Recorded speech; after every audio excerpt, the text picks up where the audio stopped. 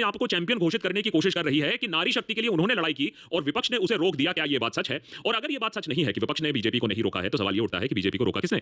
इन सब के बारे में आपको बस 15 मिनट में मैं आपको समझा दूंगा। 10 साउंड बाइट आपको बस सुनने होंगे और ये पूरा मामला आपके सामने साफ साफ आ जाएगा। लेकिन सबसे पहले जो अनोखी चीज है, जिसके बारे में मैंने अभी बताया कि दुनिया के इतिहास में आपको ऐसा नहीं मिलेगा कि जिस प्रधानमंत्री ने एक बिल को पारित करने का क्रेडिट लिया, नारी शक्ति के लिए काम करने के लिए क्रेडिट किया, अब वो प्रधानमंत्री कह रहे हैं ये बिल तो पारित हुआ ही नहीं। आइए सुनते हैं नरेंद्र मोदी ने 2023 में क्या कहा था जब वुमेन्स रिजर्वेशन बिल को पारित किया गया था, जिसका क्रेडिट भी उन्होंने लिया।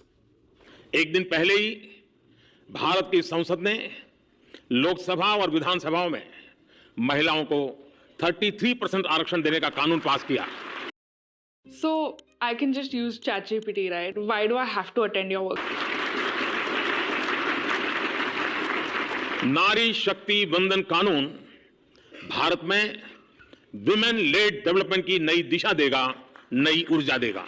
नई दिशा देगा, नई ऊर्जा देगा, नारी शक्ति का नारा लगाते हुए नरेंद्र मोदी 2023 में कह रहे हैं कि भैया दोनों हाउसेस ऑफ पार्लियामेंट में ये बिल पारित हो चुका है। एक्चुअली तो अब आकर नरेंद्र मोदी ने इस बिल को एक्ट में भी संशोधित कर दिया है, लेकिन इसके बाद भी नरेंद्र मोदी नेशनल टेलीविजन पर आते हैं। अगेन ये भी अनप्रेसिडेंटेड है। तो एक तो अनप्रेसिडेंटेड एक्ट की नरेंद्र मोदी ने एक बिल को पारित करने का पूरा क्रेडिट लिया, फिर कह रहे हैं कि ये बिल पारित नहीं हुआ, ऑपोजिशन को ब्लेम कर रहे हैं। और दूसरी बात जो ऑल्सो अनप्रेसिडेंटेड है कि हमारे देश के इतिहास में कभी भी किसी प्राइम मिनिस्टर ने इलेक्शन के दौरान नेशनल टेलीविजन पर आकर पूरा पॉलिटिकल मुद्दा इस तरीके से कभी नहीं चलाया है। ये भी हमारे डेमोक्रेटिक इतिहास के लिए एक नया लो है। हमने सोचा नरेंद्र मोदी आएंगे, चलिए अच्छा है कि नोटबंदी तो अनाउंस नहीं किया नेशनल टेलीविजन पर, लेकिन नेशनल टेलीविजन पर आकर देश को संबोधित करते हुए यह नारा लगाया गया कि हम तो डिलिमिटेशन की बात ही नहीं की, हम तो नारी शक्ति के लिए काम कर रहे थे, जिसके लिए डिलिमिटेशन बहुत ज्यादा इंपॉर्टेंट है और जिसे कांग्रेस ने पास नहीं होने दिया, कांग्रेस के एलाइज ने पास नहीं होने दिया, और जिसके लिए आपको हमारे लिए बीजेपी के लिए सहानुभूति जरूर होनी चाहिए। सुनिए क्या कहा नरेंद्र मोदी ने।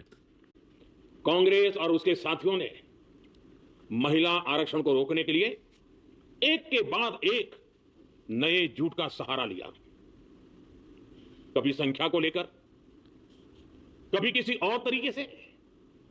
कांग्रेस और उसके साथियों ने देश को गुमराह करने की कोशिश की। ऐसा करके इन दलों ने भारत की नारी शक्ति के सामने अपना असली चेहरा सामने ला दिया है। असली चेहरा सामने ला दिया है। किसका असली चेहरा सामने आ गया है? यही चीज आज पता करने की कोशिश करते हैं देशभक्त पर, क्योंकि एक